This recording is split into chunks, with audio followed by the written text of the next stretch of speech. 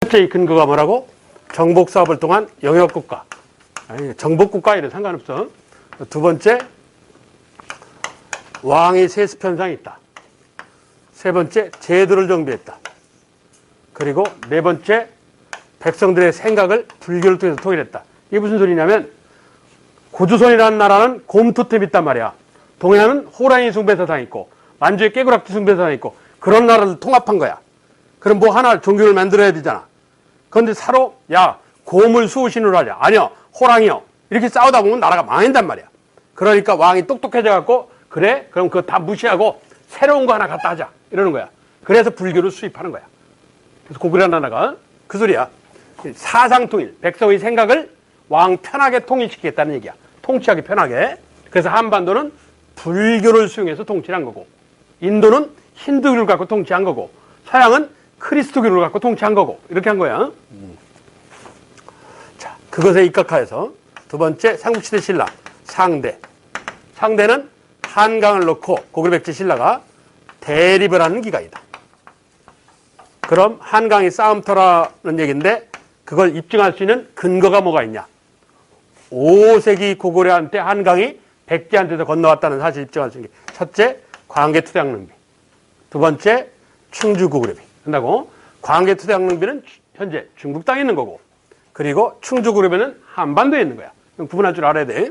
그리고 6세기 한강이 신라한테 넘어왔다. 전성기가. 단양적성비, 한강 상류 확보, 신라가. 그리고 북한산비, 한강 하류 확보. 바닷가가 바다 쪽이 상류야 하류요.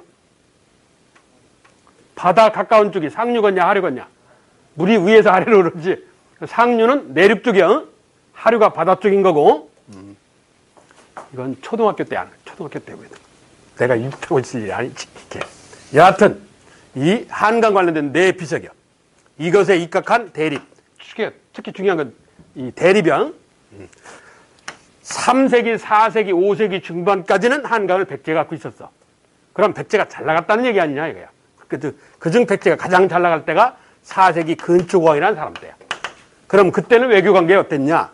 당연히 백제가 잘 나가니까 고구려하고 신라하고 뭉쳤을 거 아니냐 하는 얘기야. 그럼 증거를 내놔봐라. 왜? 그 시절을 안 살았으니까. 첫째, 광개토대왕릉 비문에 신라를 도왔다는 얘기가 있더라. 친하니까 얘기야. 두 번째, 신라 땅에서 고구려 왕에 대한 제사 연구력이 나왔다더라. 그래서 광개토대왕릉 비문 호명글 이게 제일 중요하다고. 그리고 5세기 후반에 전성기가 한강이 고구려로 넘어가 장수왕으로 대표되는. 그러니까 이번에는 신라고 백제가 뭉쳤다. 근거 나두동맹 이렇다고. 6세기 별볼 일 없고. 이걸 왕들의 업적을 통해서 기억을 해야 된다고. 왕들의 업적을 시험을 낼 수 있으니까 알아야 되는데 일단 고구려만 얘기하면 첫째 태조왕을 알아야 돼. 고구려 태조왕. 거기 1세기 태조왕 봐봐. 고시왕이 있었어. 우리 집안인 고시만 왕을 해먹었다. 그리고 이때 전통적 오부족 연맹체를 형성했다는 점. 그리고 옥조정복. 이런 세 가지 업적이 있어요. 다음 두 번째 알을 것이 4세기 소수림왕이야. 소수림왕. 중요해 이 사람. 중앙측을 완성한 인물이기 때문에. 소수림왕. 첫째.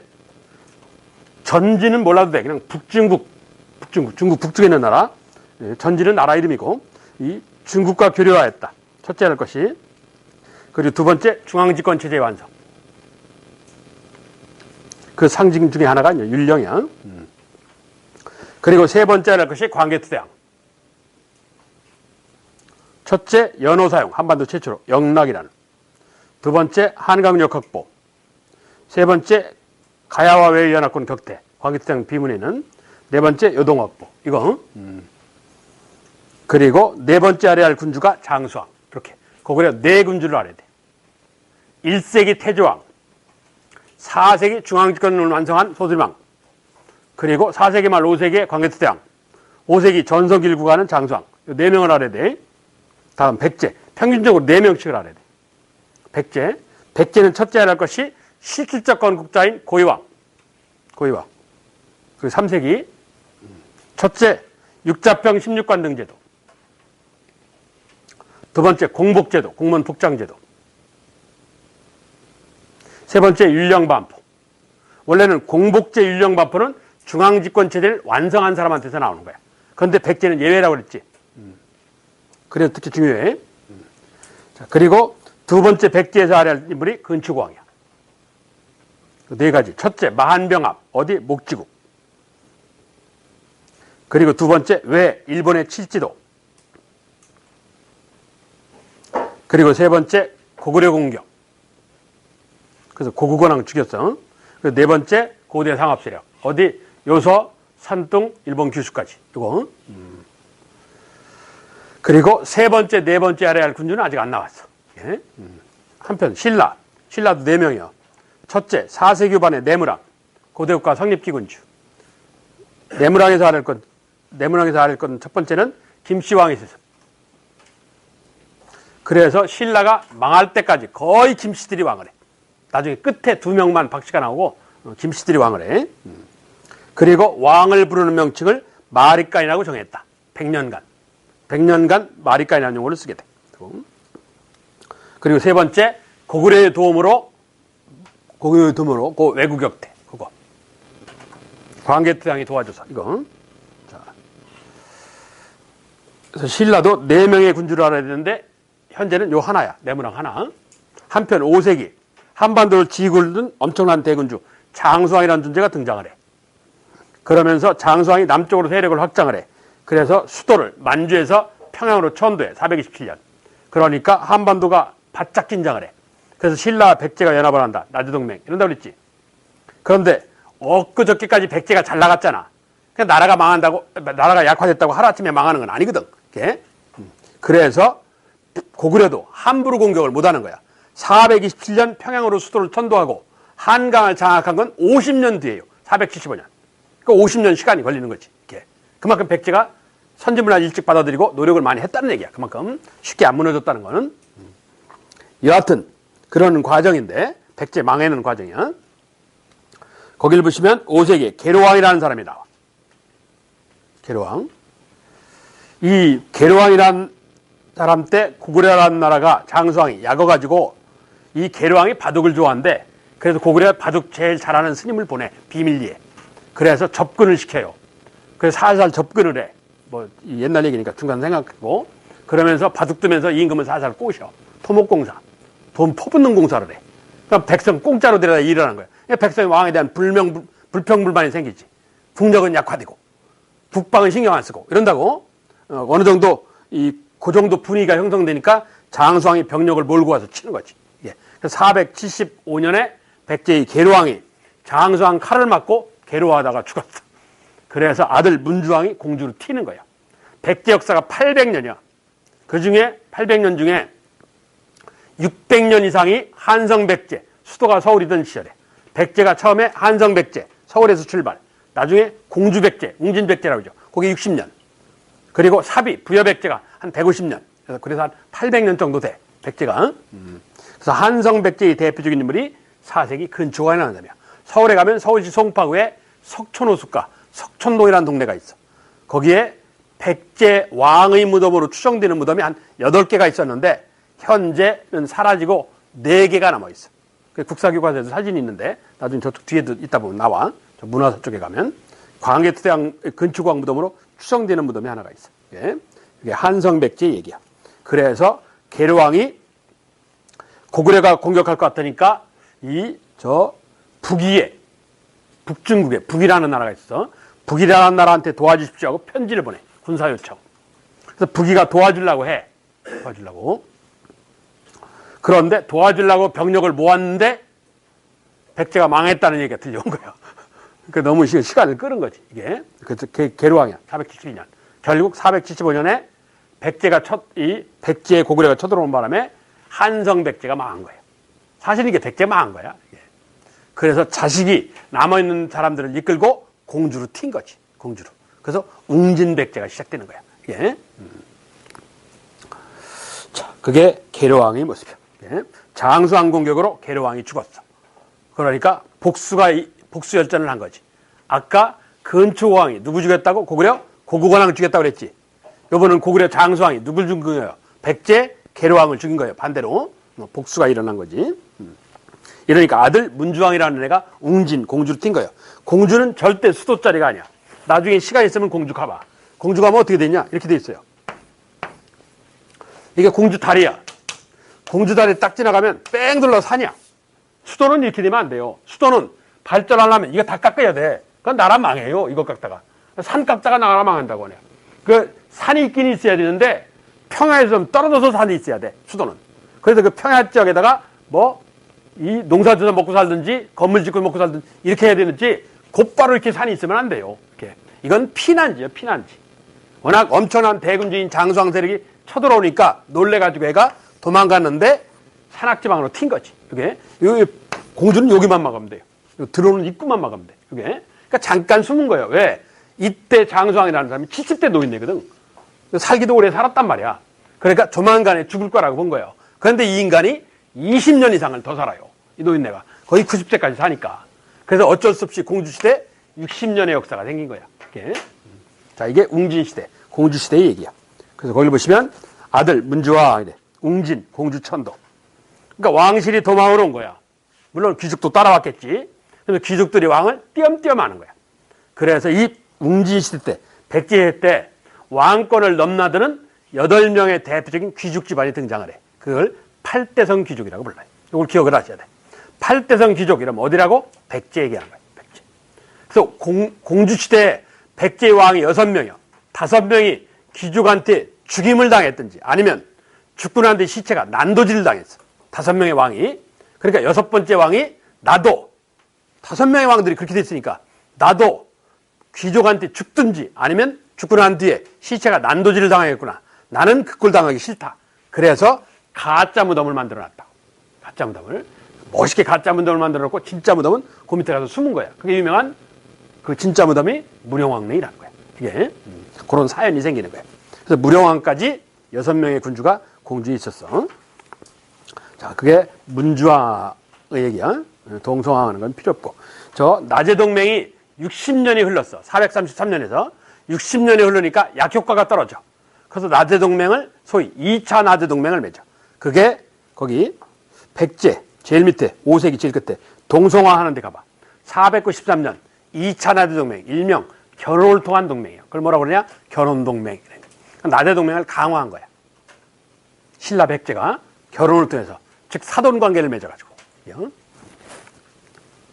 한편 신라야. 신라는 뭐 별 필요 없어. 신라는 누구만 알면 되냐? 제일 끝에 소지왕. 자, 이 소지왕을 알아야 돼. 경주에 가보시면 경주에 황남동이라는 동네가 있어. 거기 고분 많은데. 그래서 경주 시내에서 제일 큰 고분. 경주 그 가면 여기 다 가 사람들. 엄청나게 큰 고분이 있어. 2개가 이렇게 붙어 있는 고분이 있는데 이게 남자 거고 뒤에 있는 게 여자 거예요. 이 양쪽에서 다 금관이 나왔어. 특히 북쪽 뒤에 있는 거에서 이게 좀 커요. 금관이. 여기는 이 유리병도 나오고 그리고 황금으로 된 가위도 나오고. 이게 그러니까 요 무덤의 주인공이 5세 기반의 군주인 이 사람 소지왕일 거라고 봐요. 지금 역사학계가 그렇게 추정을 해. 이게 황남동이라는 동네야. 황남동 뭐 북방인가 하는 거 있지? 모르냐? 그 황남동 뭐 가로수길 만들어 놨더만. 그러니까 경주에서 제일 유명한 고적지인데 그 제일 큰 무덤의 주인이 저 5세 기반 소지왕이라는 사람이야.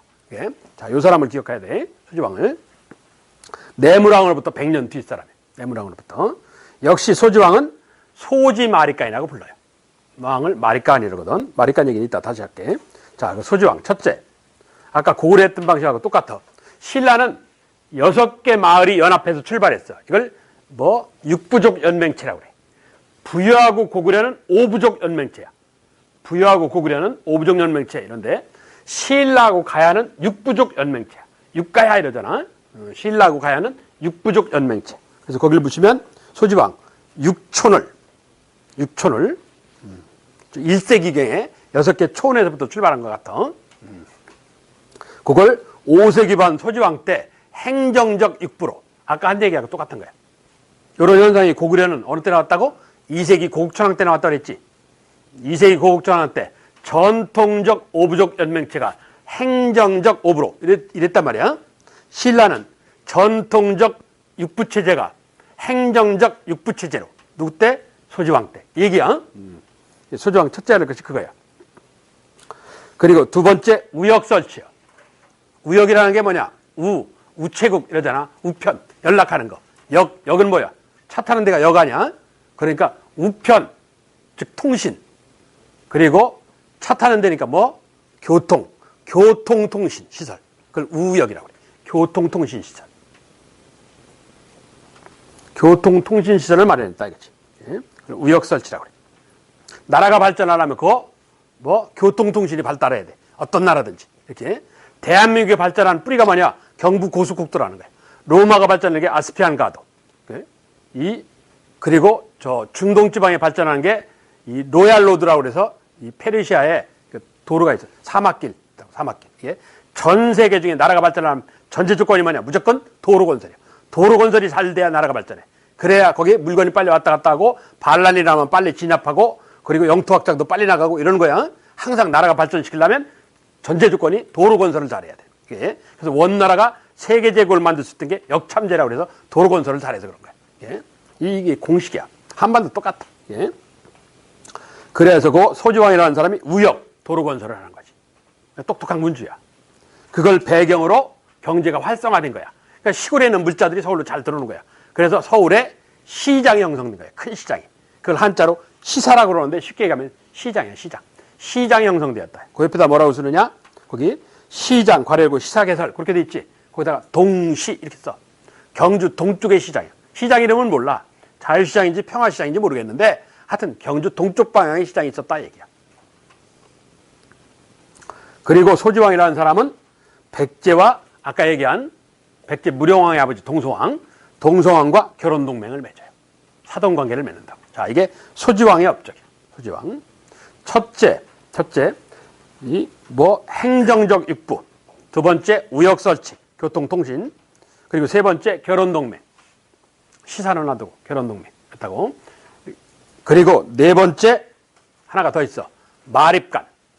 마립간은 4세 기반 내무랑에서 누구 때까지? 소지왕 때까지 써서 100년간. 자, 그 마립간 얘기를 잠깐 할게. 한 장을 넘겨봐. 그 26페이지 위에 신라 왕오번천. 신라 왕을 부르는 명칭이야. 첫째, 거서간. 두 번째, 차차웅. 이 차차웅은 자웅, 무당이라는 뜻이야. 그리고 이사금은 니금이라고 해서 치아가 많은 자, 그러니까 나이 먹은 자 이 뜻이야. 이건 별 볼 일 없어. 그냥 이렇게 외워. 거차이마왕. 순서가 이래. 거차이마왕. 왕까지만 외우면 돼. 거서간, 차차웅, 차, 이사금, 그리고 마립간, 왕, 여기까지. 그 중에 시험을 내면 볼 것 없이 마립간이야. 그러니까 마립간이라는 용어를 쓰는 건 누구라고? 4세 기반 내물 마립간. 오늘날은 다 왕이라고 하지만, 그리고 100년 뒤에 5세 기반 누구? 소지 마립간. 된다고? 100년간이야, 100년간. 그래서 마립간이야. 마립간은 무슨 뜻이냐? 순 우리말로 하면, 이건 이두식 표현이라는 건데, 우리말로 하면 이 우두머리 뜻이야, 우두머리. 그러니까 마립이 이 얘기야. 산 이렇게 언덕 위에 여기 마루라고 그러잖아. 산마루 이러잖아. 마루. 한자에 칸이라는 글자가 없어요. 한자에 칸이라는 한자가 없어. 그래서 간 이런다고. 그러니까 언덕 위에 서 있는 지배자 이 뜻이야. 그래서 이걸 마립칸 이러는 거야. 그래서 순우리말로 풀면 우두머리 이러는 거야. 예. 그러니까 권력 냄새가 많이 나잖아. 마립간이 단어는. 그래서 물어보면 마립간이야. 그런데 요 뒤에 소지왕의 아들은 하늘, 땅, 중간에 사람 이걸 하나로 연결해야겠다. 한자식 용어로 쓰는 거야. 중문화 영향을 받아서 하늘, 땅, 사람을 하나로 연결하는 자. 이게 뭐요? 왕이야. 왕자의 사연이야. 이걸 뭐라고 그래? 하늘, 천, 땅, 지, 중간에 사람 이런다고. 휴대폰 삼성 휴대폰 그 문자판을 뭐라고 그러냐? 모르냐? 천지인이라고 그러지. 이 여기서 따다 쓰는 거야. 하늘, 동양 사람들은 하나는 동그랗다고 생각해. 땅은 네모지다고 생각하고. 이게 역전의 원리 아니야. 거기에 이렇게 사람이 서 있다고 생각하는 거야. 이게 천지인의 원리야. 환인애들 환웅이 인간 세계 갖고 내렸다는 게 이렇게 생겼을 거라고 보는 거야. 일본의 세일러문의 세일러 공주가 지팡이 들고 다녀. 지팡이가 어떻게 생겼냐? 이렇게 생겼어. 여기서 뭐 레이저 나오고 그러더만. 그러니까 이게 동양 사람들의 삼의 원리라는 거야. 동양 사람들이 좋아하는 삼위 천지인이라는 거야. 이게 그 원리 동양의 의식이야 저게. 동양 사람 삼의 원리라는 거예요, 저게. 그러니까 왕이 그 삼의 원리예요. 천지인을 하나로 한다고. 그게 왕이야. 지증왕이라는 사람. 그래서 4세기 반 내문학에서 5세기 반 소지왕까지 마리까이라는 용어를 썼다 하는 얘기야. 다시 돌아갔어. 27종. 이게 5세기 역사야. 6세기. 역사는 올라가면 내려가는 게 법칙이야. 4세기 백제가 전성기를 구가해. 5세기 약화되는 거야. 그 빈틈을 타고 누가 올라서 5세기 고구려가 올라서는 거야. 5세기 고구려가 전성기를 구가해. 장수왕으로 대표되는. 그 6세기는 약화되는 거야. 자, 6세기 27페이지 고구려 가봐. 위에 깨끗하지? 왕이 없는 게 아니야. 삼촌이 조카를 죽이고 조카가 삼촌을 살해하고 지들끼리 싸우다가 바빠 이때. 그 유명한 바본 날 나올 때 얘기야 이게. 그래서 위에는 지저분해서 얘기를 안 쓰는 거야. 그러니까 이 약화되느라고 바쁜 때야. 그러니까 신라하고 백제가 부산하게 움직이잖아. 신라 백제가 양이 많잖아. 고구려가 약화된 틈을 이용한 거야. 먼저 그 중에 백제야. 공주시대 때 무령왕. 어렸을 때 애가 부인이 임신을 했어. 그래서 애를 낳으려고 친정을 갔어. 일본 공주거든. 친정을 가다가 배가 이 폭풍을 만나는 바람에 배가 심하게 요동쳐갖고 애를 일찍 낳았어. 그래서 그 친정집까지 못 가고 도중에 일본 들어가는 섬에서 애를 낳아버렸어. 그 섬이 지금도 그 보존되어 있는데, 그래서 일본 놈 말로 섬을 일본 발음으로 시마라고 그래, 시마. 그래서 7살 때까지 일본에 살았어. 외갓집에 살았다고. 7살에 백제로 들어왔는데 너 이름이 뭐냐? 그랬더니 애가 섬에서 태어난 놈에서 시마 이랬나 봐. 그걸 한자화해서 사마야. 그래서 얘 어렸을 때 이름이 사마야, 사마. 예. 그 무령왕이라는 사람, 그래서 일명 사마왕이라고 그래. 자, 그 무령왕에 대해서. 백제에서 아시아되는 왕이 역시도 백제도 4명이야. 4명이 첫째, 시추적 건국자인 아까 고이왕. 그렇지? 첫째 고이왕. 두 번째, 대표적인 군주 근축왕. 이러는 거야. 다음 세 번째 아래 군주가 이 무령왕이야. 무령왕. 웅진시대의 대표적인 군주. 다음 네 번째 아래 하는 사람이 사비, 부여시대의 대표적인 군주야. 누구냐? 그 아들 성왕. 이렇게 4명이야. 백제는. 4명을 알아야 돼. 자, 그 중에 하나는 무령왕이야. 무령왕. 무령왕은 고구려가 다소 약화는 됐지만 그래도 워낙 잘 나가는 나라다. 그런데 지방에서 나 왕한테 대드는 반란이라면 그 틈을 타고 고구려가 쳐들어온다. 그래서 지방에 반란이 일어날까를 대비해야 되겠다. 그래서 고구려의 무령왕이라는 사람이 22군데에다 반란을 대비해서 감시탑을 설치해. 이걸 22담노제라고 그래. 담노란 큰 도시 이 뜻이야. 큰 도시 22군데에다가 중앙정부가 지방 세력이 커지는 걸 막으려고 감시 감독한 시스템을 만들어놨어. 그걸 22담노제라고 그래. 이게 22담노제, 지방통제 강화체 얘기래. 자, 무령왕에서 첫째 할 것이 22담노제. 이 22담노제 얘기는 내가 앞으로도 한 서너 번 얘기를 할 거야. 예. 그리고 뭐 거기 양나라에 중국 남쪽에 양이라는 나라가 있었어. 양나라의 사신을 파견했다. 2차례 걸쳐서. 연도는 필요 없고. 그중 두 번째 요거요. 국사교과서에 있는 사진인데 이게 양나라 무제라는 황제가 생일을 맞이해. 그래서 사절단위가 백제도 그리고 백제의 소개로 신라도 사절단위 가요. 신라도 백제 신라 고구려가 전성기니까 신라 백제가 친하단 말이야. 사절단위 가. 그 중에 현재 중국 난징 박물관에 있는 거야. 이게 난징 박물관에 있는 사진인데 이게 이 백제 사신이야. 이게 백제사 국사 이렇게 써 있다고. 이걸 뭐라 그러냐? 양나라로 간 백제의 공식 사진. 그래서 양직공도라고 그래. 이거를 양직공도 이래. 이건 무슨 소리야? 백제와 어지 중국 양나라 편의상 남조라고 그래. 이건 남조는 나라 이름이 아니라 중국 남쪽에 있는 나라 이 뜻이야. 나라 명칭이 아니야. 나라는 양이야. 나라는 굳이 안 알아도 돼. 백제와 남조와의 교류를 입증해. 생일 축하하러 간 건 친하다는 얘기 아니야. 거기 양직공도야. 자, 이게 무령왕 때 얘기야. 이래 놓고 수도를 익산으로 천도하려고 그랬는데 귀족들이 반대해서 실패를 해. 귀족들이 반대해서. 그런 계획이 있었어. 그러면서 양나라 무제가 자기 축하사절단을 부르니까 자코 명예 칭호를 하나 보내줬어. 좀 이름이 길은데 백제 제군 영동 대장군 이렇게. 아, 그리고 거기 미륵사 왕사 건립 그렇게 돼 있지. 그거 찍어. 미륵사 왕사 건립을 두 줄 쳐서 찍어요. 지워. 없애라고. 밑에 7세기 가면 무왕이라는 사람을 나와. 무왕에 보면 왕은사 왕곡, 익사 밀사탑 이렇게 돼 있잖아. 그 지으라고 무령왕에 써 있는 건. 왜 거기다 써놨나 몰라. 저 관늑 저건 필요 없고. 자, 무령왕이야. 웅진시대의 대표적인 군주인 무령왕. 무령왕. 첫째 할 것이 지방세력 통제책 22대 압노제. 첫째 할 것이. 자, 무령왕. 그리고 두 번째 할 것이 양나라의 사신 파견. 뭐? 양직공동. 양나라의 사신 파견하는 양직공동. 그리고 세 번째 할 것이 거기 위에 무령왕, 괄열고 사마왕 이렇게 됐지. 그 옆에다가 무령왕릉. 세 번째 할 것이 무령왕릉이야. 무령왕의 무덤. 무령왕릉. 이렇게 세 가지. 한편 그의 아들 성왕,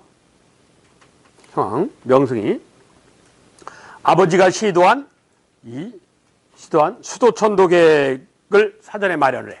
사전에 늪을 메꿔요. 늪을 메꿔서 도시를 만들어놔. 그래놓고 이사를 가. 도시를 다 만들어놓고 이사가, 이 사람은. 그게 유명한 사비천도. 오늘날 부여요. 그래서 사비할 때 한자로 사비할 때 사자를 이렇게 써. 네 방향인데 물이 있는 얘기야. 늪을 메꾼 거야. 메꿔갖고 도시를 만들어버린 거야. 수도를. 그래서 그게 사비천도라고 그러는 거야. 부여천도. 그래서 웅진시대의 대표적인 군주는 무령왕이고 사비시대, 부여시대의 대표적인 군주는 아들 성왕이라는 사람이야. 그게. 자, 이 성왕이야. 그래서 결국 사비, 부여로 이사를 가. 그리고 면모를 일진하기 위해서 나라 명칭을 바꿔요. 남부여로. 남쪽에 있는 부여다. 이미 부여는 망했지만 남쪽에 있는 부여다. 그래 놓고 중앙관청을 아까 3세기 고유왕은 육자평 6개라고 그랬지. 22개로 늘려. 22개로. 22부라고 그래. 중앙관청 22부. 그리고 전통적으로 남쪽에는 양나라와 친선 관계를 맺고, 그리고 신라 젊은이, 이 무령왕은 이때가 이제 62세가 됐어. 신라 젊은이 16살 먹은 진흥왕이라는 젊은 군주가 나타나. 진흥하고 손을 맞잡고 고구려가 흔들리는 틈을 따서 한강을 공격해. 그래서 한강 상류는 신라가 갖고 뭐 단양적 성비 그게 진 거예요. 한강 하류는 백제가 가졌어. 무령왕이. 근데 젊은 진흥왕이라는 애가 가만히 백제를 쳐다보니까 한강 상류 10개 군적은 자기 신라가 가졌어. 그래서 그걸 기념하는 비석이 충청북도 단양에 있는 단양 적성비라는 거야.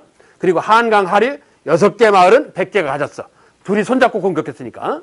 그래서 한강 땅을 고구려한테 뺏었단 말이야. 그래서 나눠 갖기를 한 거야. 10개 군적은 신라가 갖고 단양 적성비, 6개 군적은 백제가 갖고 이런단 말이야. 그런데 젊은이 진흥왕이 이 한강 하류 6개 군적이 탐이 나는 거야. 왜? 여기가 오늘날 경기도 김포, 즉 경김이라는 쌀로 유명한 지역.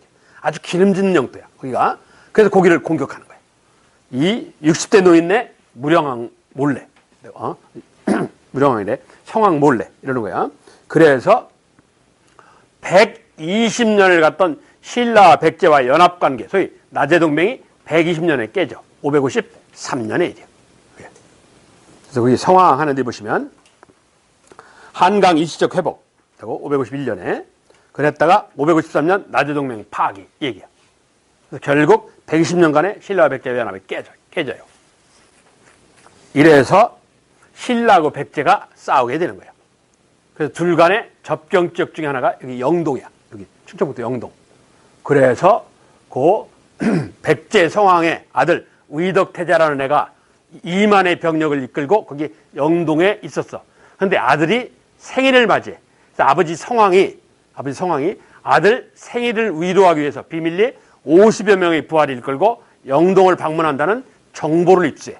김유신의 할아버지가. 김무력이라는 장군인데, 그래서 왕한테 보고를 하고 비밀리에 1만 병력을 동원해서 오고 있는 백제 성왕을 죽여요. 예. 그래서 백제 성왕이 영동에서 죽어요. 그래서 그게 관산성이라고 해요. 당시 지명으로 연동을. 그래서 관산성 연투. 백제 성왕의 죽음이에요. 자, 이게 백제 성왕이야. 그래서 한성시대의 대표적인 군주 근축왕, 웅진시대의 대표적인 군주 무령왕, 사비시대의 대표적인 군주 성왕, 이렇게 알아야 된단 말이야. 자, 그 성왕에 대해서 알아야 할 건 첫째, 사비천도. 두 번째, 22부로 중앙관청 확대. 중앙관청을 22개로. 중앙관청은 22개로.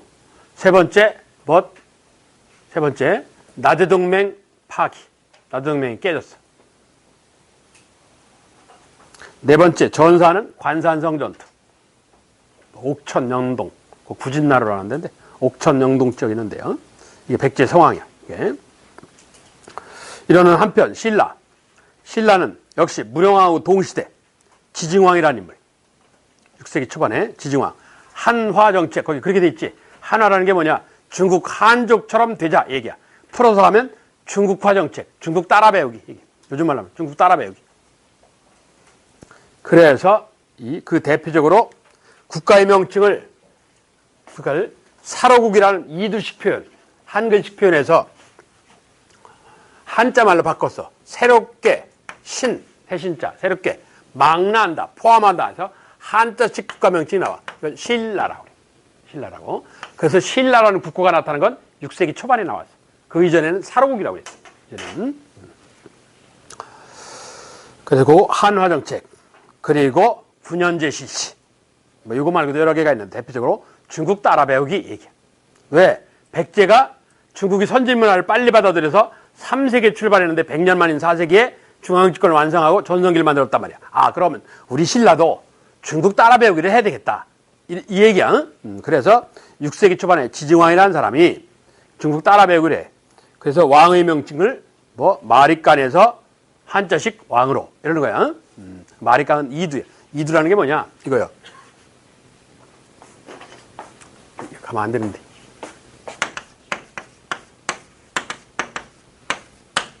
이게 한자인데, 이거 읽어봐.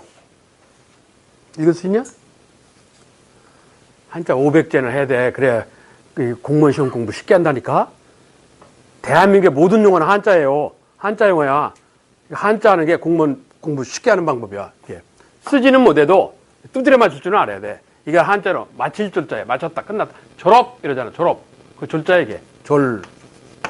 이건 설립자, 서있다, 립. 이건 마늘 따자, 졸립다.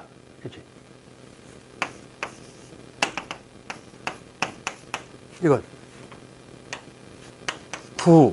아홉. 그렇지? 치. 한자에 그 자가 없어. 졸립다. 그치? 이거야. 그러니까 한자는 뜻의 단어야. 맞췄다, 서있다, 많다, 아홉, 다섯다. 합치면 말이 안 되잖아. 이렇게 한자만, 글자만 갖다 쓰는 거야. 그걸 이두라고 그래. 한글이 안 나왔을 때니까, 그걸 이두식 표현이야. 마립간, 이런 게 다 이두식 표현이야. 사로국, 이런 게 다 이두식 표현이야. 그런데 뜻이 통하는 한자 용어를 쓴 거지. 새롭게 포함한다. 이게 뜻이 되잖아. 말뜻이 되잖아. 이렇게. 그래서 신라, 이런다고. 이렇게. 그 이두라는 거야. 한자의 글자를 차용, 빌려다 쓴다고 그래. 그거를. 그랬다가 정식 중국 한자 문화가 들어오는 거지. 이렇게. 자, 그게 지증왕이야. 그래서 지증왕, 첫째, 한화 정책, 중국 따라 배우기. 첫째 하는 것이. 중국 따라 배우기. 두 번째, 순장, 사람 생매장 하는 거. 순장 금지. 제가 한반도는 백제 빼고는 몽땅 순장 있다고 그랬지. 순장을 법적으로 못하게 막아버렸어. 예? 그러면서 우경, 소를 이용한 농사. 우경, 소를 이용한 경작. 그리고 철제 농기구를 백성한테 보급하였다. 우경, 철제 농기구 사용 옆에다가 생산력 증대.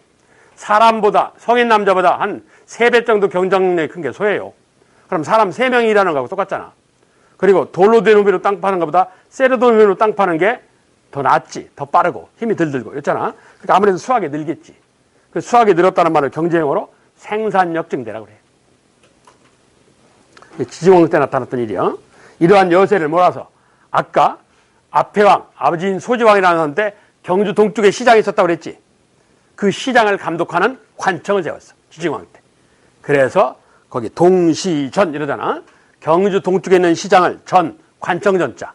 감독하는 관청이다 해서 동시전 이렇게. 시장 감독 관청. 경주 동쪽에 있는 시장 감독 관청. 동시전이라고 그래.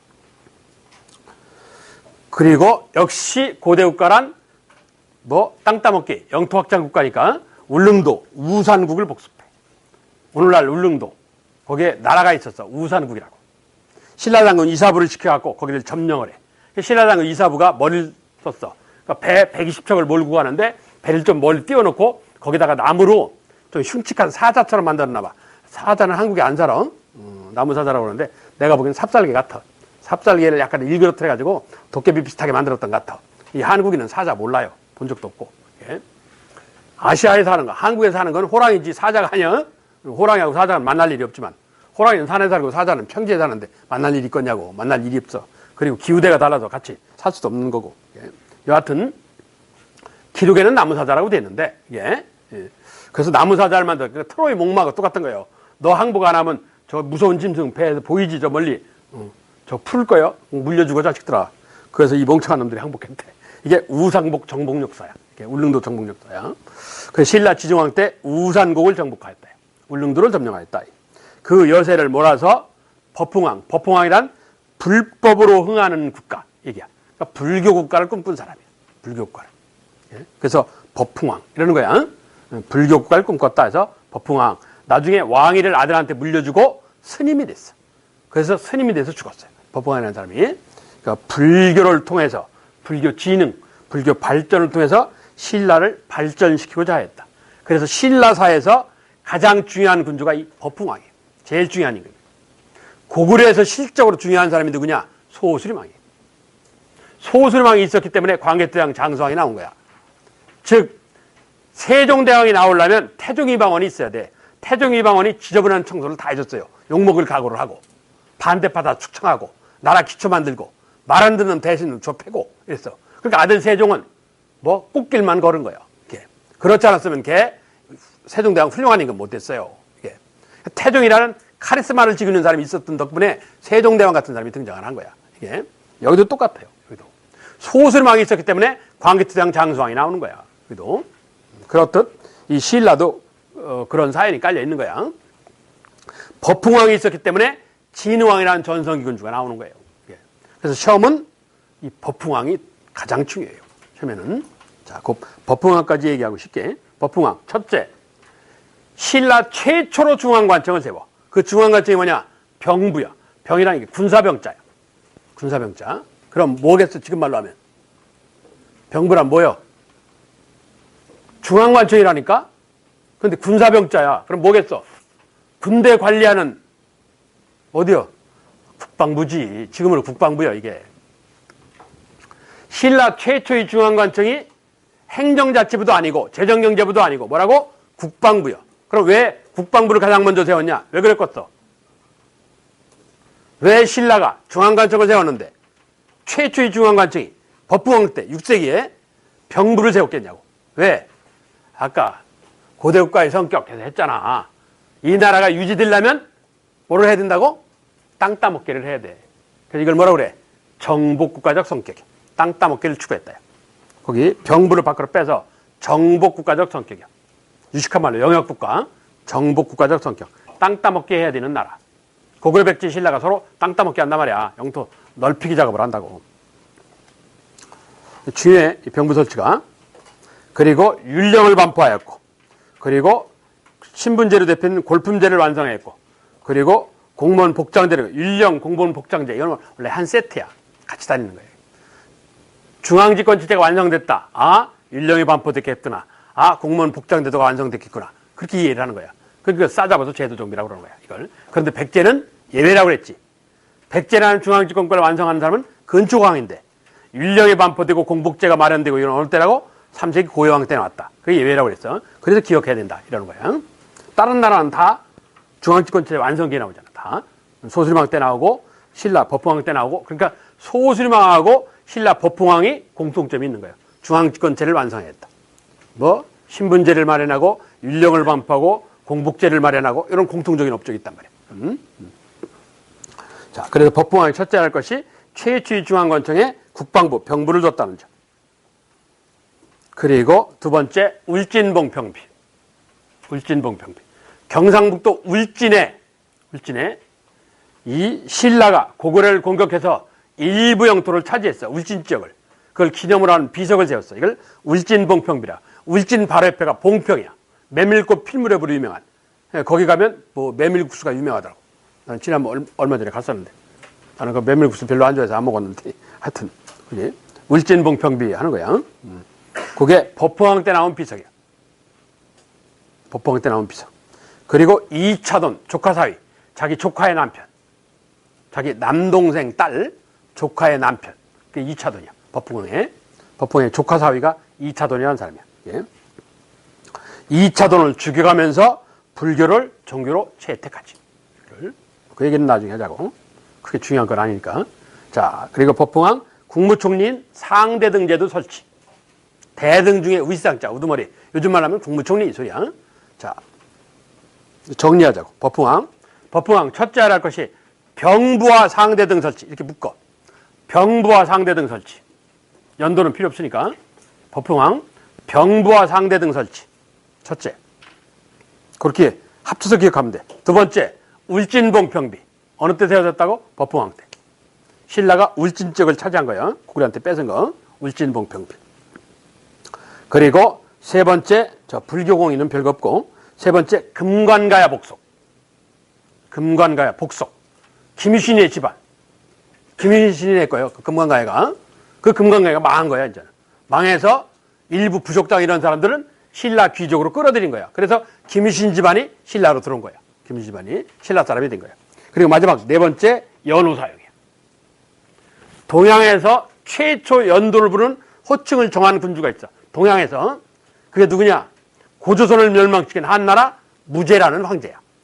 무제. 칼로 유명한 황제인데 한무제라는 사람이야. 중국 역대 황제 다 합치면 한 2,000명가량 돼요. 그 중에 랭킹 3등 안에 드는 사람이야. 한무제라는 사람이 훌륭하기로 세 손가락 안에 드는 사람이 한나라 무제라는 황제인데 우리나라한테는 이게 고조선 멸망시켜서 별로 안 좋은 사람이지만 중국사에서 대단한 황제야. 중국 민족을 말하고 그래. 한족 이러잖아. 중국 글자를 한자라고 그러고 한족 한자를 뿌리를 만든 사람이 한무제라는 사람이야. 중국 민족의 기초 뿌리가 한나라에서 나왔어. 그래서 중국 민족을 한족이라고 그러고 그리고 중국 글자를 한자라고 하게 되는 거야. 그만큼 한나라를 튼튼하게 만든 사람이 저 무제라는 황제야.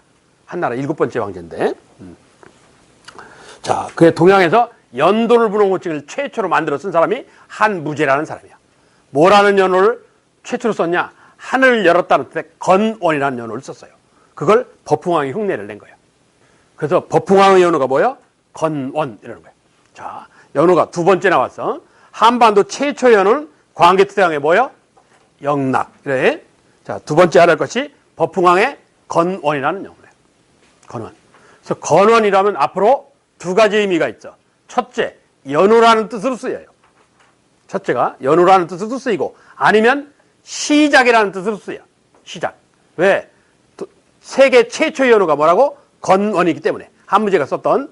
그래서 최초이기 때문에 이 건원이라면 연호라는 뜻으로 쓰이는 때가 있고 아니면 시작이라는 뜻으로 쓰이는 때가 있어. 시작으로.